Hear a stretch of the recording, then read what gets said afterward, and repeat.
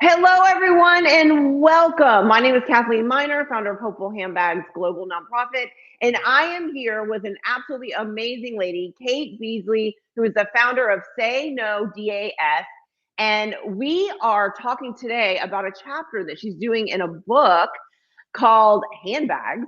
And it's absolutely an amazing book, but we want to dig into what Kate is talking about in her book, and also what is she doing today? How has it led to have her do what she's doing today? So welcome, Kate.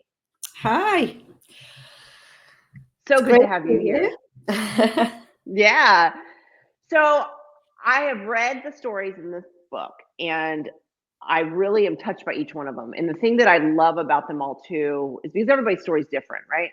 And they all have to do with different things. But I have found inspiration in every single story. And yours, to me, was like a hero. I just kept feeling like this. It's the thing, like, how do in our own lives, we're like, how do we go on? And then we read other people's and we're like, well, you do, because you just go on and then you come out the other side. And reading your story was definitely inspirational to make me start to think about things like that too in my life. Like, let's just keep moving. If she can do it, I can do it. So again, your story is very personal. So what gave you the strength to keep fighting through not only the overwhelming circumstances and challenges that you were in, but you also were diagnosed with an illness throughout some of that? So like, how did you keep going? What kept me going was my little girl. I mean, she was 3 years of age when I had the perforated bowel, and then I was diagnosed with the sarcoma in my leg a week after being discharged from that. It was like you're being very surreal. And ironically, the nurses would say to me at the hospital, "It doesn't seem like it's quite sunken in what you're going through." But Yeah. at the end of the day, I had a little girl to look after, a little girl that was heavily dependent on me because of her age. And her dad was a much used to chocolate fireguard, when he wasn't giving me abuse. So I had no alternative but to survive. And I mean, I remember them saying to me, "Look, do you want us to have a chat to her in like an age appropriate way?" And I'm like, "Well, no. What else does she need to know other than mummy's not well, but mummy's going to get better? Mummy's having treatment with you to get better. That's all she needs to know. She doesn't need to know anything else." So it was my little girl. Yeah. I was not going to leave her with him. That was it. I was not going to leave her with him. Right. And my mum went through,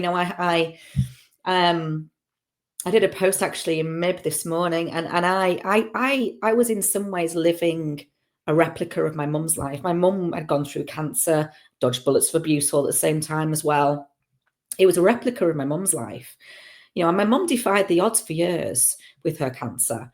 And I remember sitting there on Christmas Day, one Christmas Day, and thinking, do you know what? If she can do it, well, I can do it too.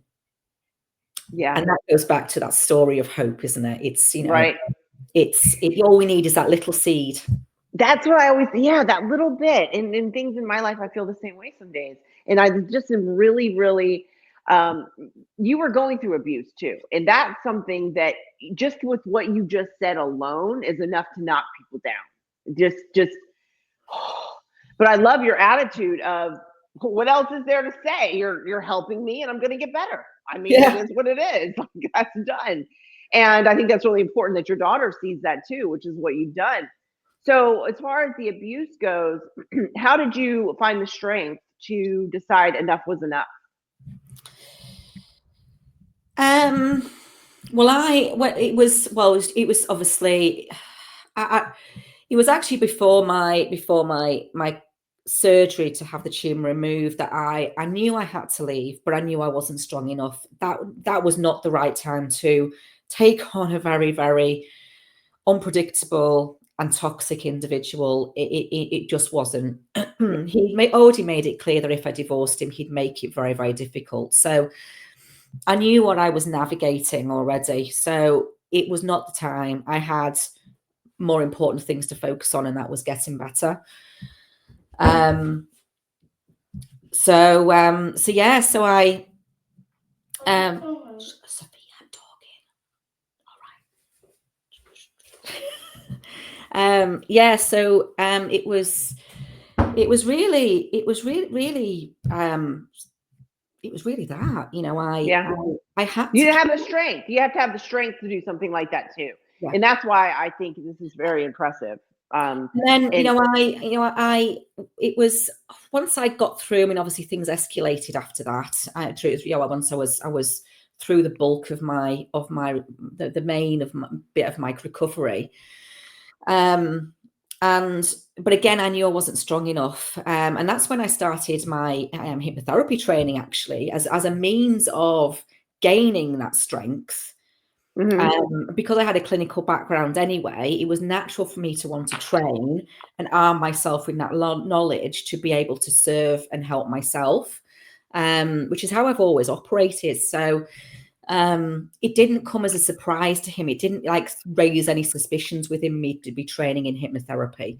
Right. He just it as well. Okay, she's gone through these health challenges. It's nothing to do with me and the abuse that I'm subjected to. It's just that she wants to heal from all that nonsense. So yeah, so that was where the journey started, really. And you know, when it hit a breaking point, and I just thought I just cracked, and I called 999 one day. So those things that you were learning, you actually used in your own life and saw how well they worked. Yeah. Yeah. One thing the brain needs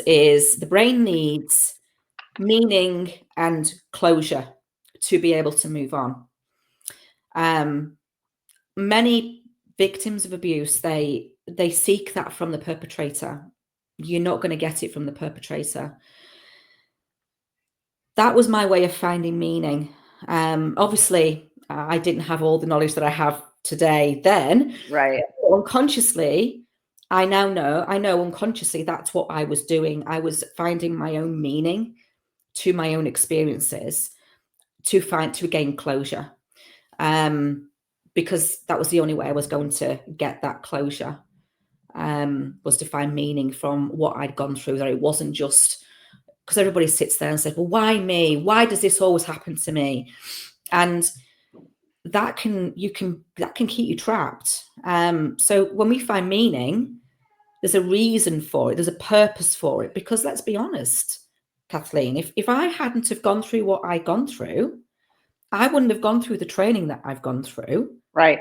To be able to originally help myself, but now it's now helping other people. Right. So, isn't that interesting? As we get older and we look, we really are in a mind space where we really understand that the things that have happened, when people try to tell us there'll be some good that comes out of this, we try to understand that, but we don't understand it until we get to that point where we are now in our lives, and you're like, oh my gosh, yeah, that has taken that where I am today. So you share practical advice with survivors because obviously you've been there.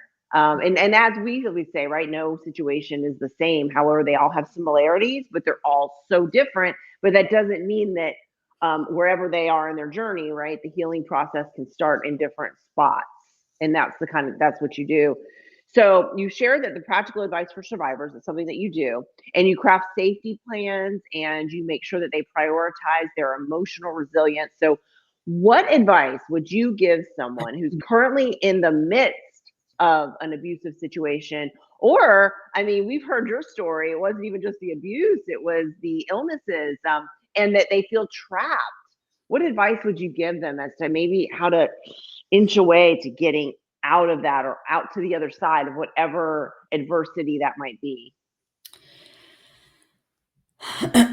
For many victim survivors, the unknown represents a greater danger than the current danger that they're facing. And that can keep them stuck. You know, the unknown. What if I can't provide for my children? What if? What if what if nobody loves me again? What if I never get into a relationship again? We're riddled with all these, we taunt ourselves with all these what ifs. Right. And my advice would be is I want you to ask yourself, what do you want for your life? What do you want for your children's life moving forward? And I want you to really get clear on what it is. Now, it doesn't matter whether you think that it's a pipe dream or whatever. I just want you to get clear on how you want your life to look in 10 years' time and your children's life in 10 years' time. And then I want you to ask yourself, the current environment that you are living, do you think that's going to support you in having a chance of making that a reality? Mm-hmm. And if it's not, we need to make changes. Because Right. I know the future is daunting and scary, and we don't know. Nobody does know what's around the corner. But what we do know is if you stay in this situation any longer, you might not be here to tell the tale, and that's the reality. And if you're a mom, you need to be around for your children. Your children need you. And that was very much the place I was in, with obviously the illnesses and the abuse and everything. I needed to be around for my daughter.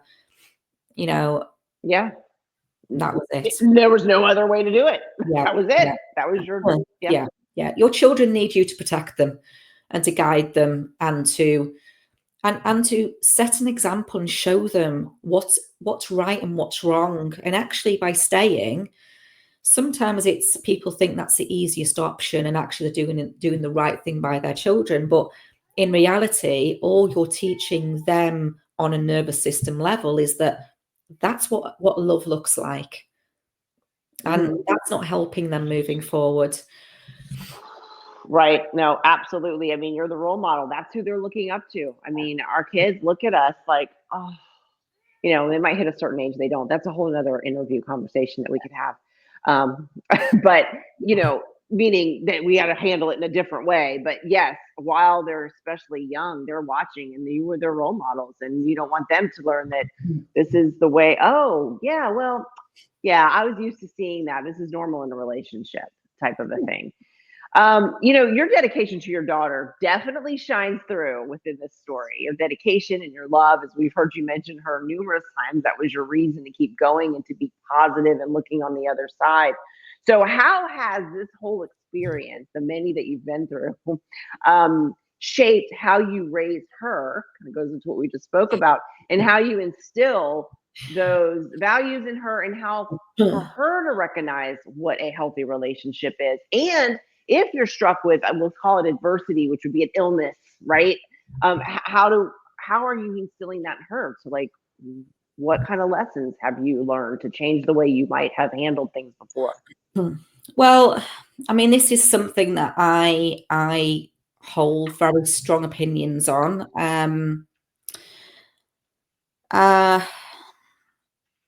It's not uncommon for children that have been exposed to environments like that Mm-hmm. to have, particularly as if you've experienced trauma from the womb, it's really, really common. And that's obviously where a lot of these new neurodiverse issues start creeping in.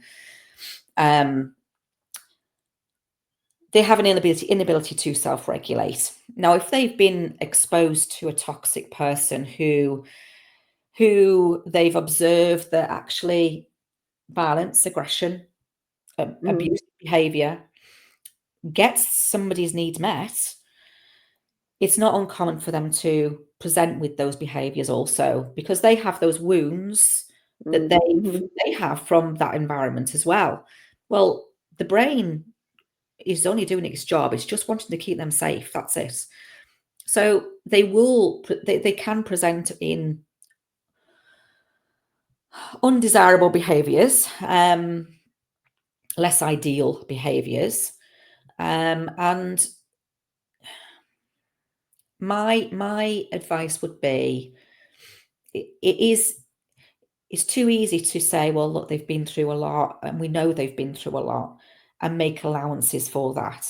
But actually, that's not helping them. The brain works on risk and reward. If we teach them that actually that behavior fulfills their need, i.e., I want that toy, or I want those sweets, or I want. So you're not giving me it, so I'm going to display these behaviors to put you under enough pressure that you fold and you give me what I want. Giving in isn't the answer. We have to hold boundaries. We have to teach them healthy boundaries, and we'd have to teach them how to that respecting healthy boundaries is a very important part of life. We have to have our own healthy boundaries, and we have to respect other people's healthy boundaries. So if they are displaying behaviors like that, you must follow through with standing firm with your boundaries, and have those behaviors have age appropriate consequences. They have to understand that that behavior is not acceptable. But even if people have had a diagnosis of ADHD or whatever label they've been given, that again is no excuse for that behavior, because they're doing it very intentionally for a certain outcome. So we have to hold firm on that. So that would be my advice, and I know it's a very controversial one, but I know it's a lot what a lot of people don't like to hear, but it has to, because unfortunately this is why we have the problem that we have, Kathleen, isn't it? We are seeing younger and younger perpetrators. Yeah. But we have to hold firm on this. We definitely are on the same page on this, 100%. I feel the same way. And, you can even see it maybe with, depending on, how certain people grew up and their past behaviors. Like I will say, my mom and dad, I have one sister, we were always held accountable. Always. Yeah. There were boundaries.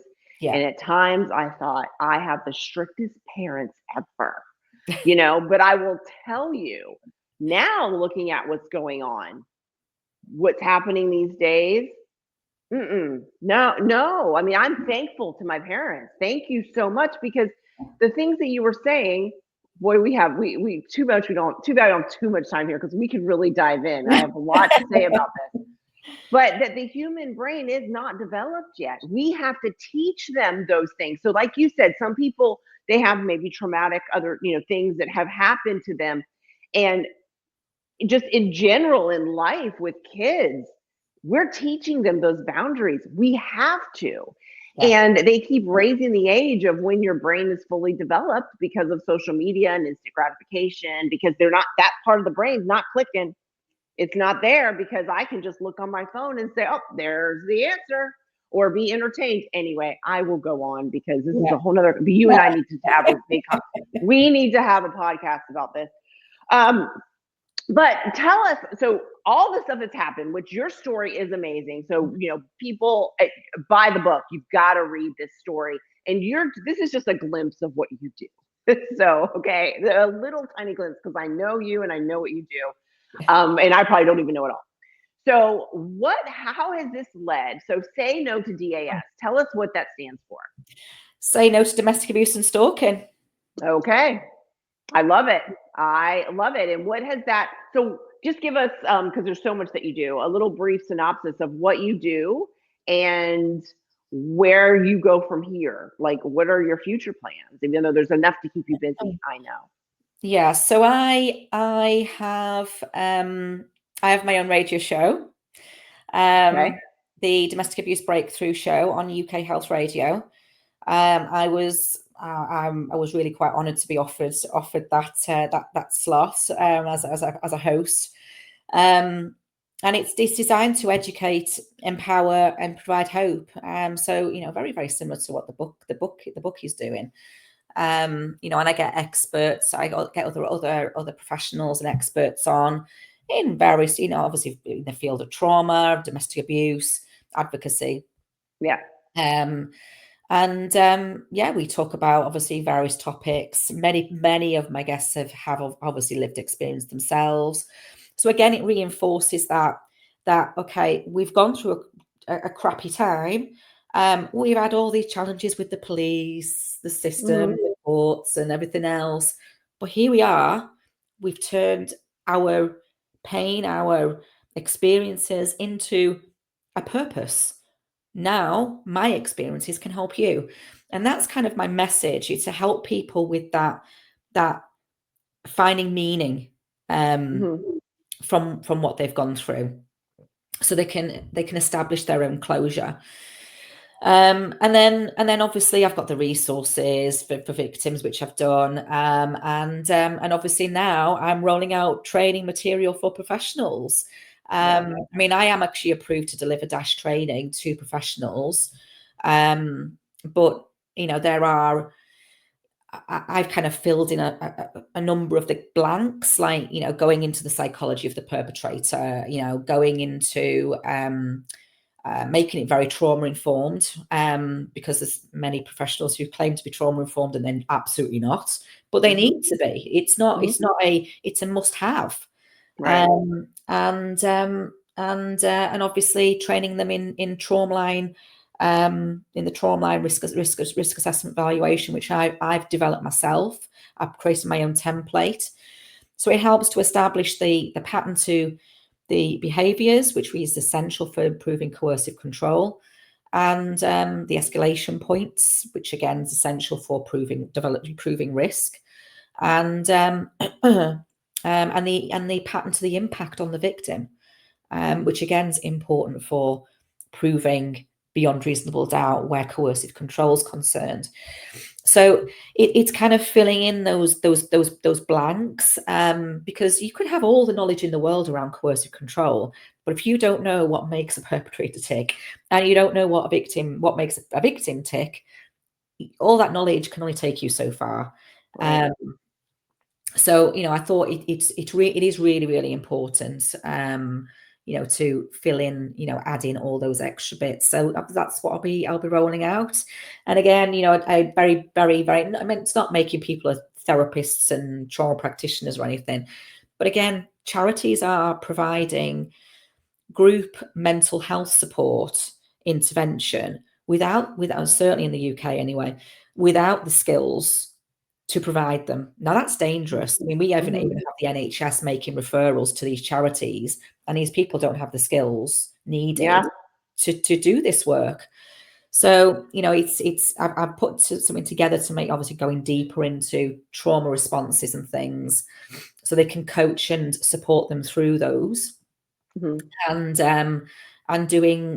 teaching them very, very, very basic trauma informed psychosensory techniques, where they can engage in a group intervention in a safe way, so they're not going to trigger. And that's Right. the key, is that we don't trigger. Right. um, Yeah, no, that is the key to not, but I will say it's hard sometimes because everybody, like we said before, everybody's in such a big group and everybody's had so many different things that they've come from. yeah, But I love that you don't only help the survivors, but you're helping the people that want to help them. And that's really important because even what we do at Hopeful Handbags Global with dealing domestic abuse survivors and their children globally, it takes a special person, not just anybody. Like you said, you can be trained. I can train you all day long, but it takes a special person really to be able to understand and sympathize, empathize. I mean, all of the above, and to know what questions do you ask, what questions do you just not ask. And I yeah, think so. What you do is very valuable. So if you're a survivor, or if you're still in the situation and you're not sure how to get out, or you want to learn more about becoming an advocate or being trained, maybe you're a counselor, you need some deeper training on this. This is where Kate comes in so many different ways. Now, you can find Kate in many places, but for me, on Hopeful Handbags Global, that's hopeful with two L's, right? Full of hope. Um, .org. Go to the book. It'll say the book Handbags. And when you click on Kate's picture or her name, it's going to bring you to a page. That page is going to have her bio on it, and any links that she's got, it's going to be there. So you have it in one spot. You can find her. You can follow her on social media. You can go to her website, all of the above. So that's where you'll find Kate, and many other places, but we'll guide you there. So Kate, thank you so much for everything. There's so much that we did not cover today because of time, but that's okay. People will hear more. And also your radio show, y'all can get all filled in with that. So thank you very much. And everybody buy the book and read the chapters. Talk to you soon. Bye.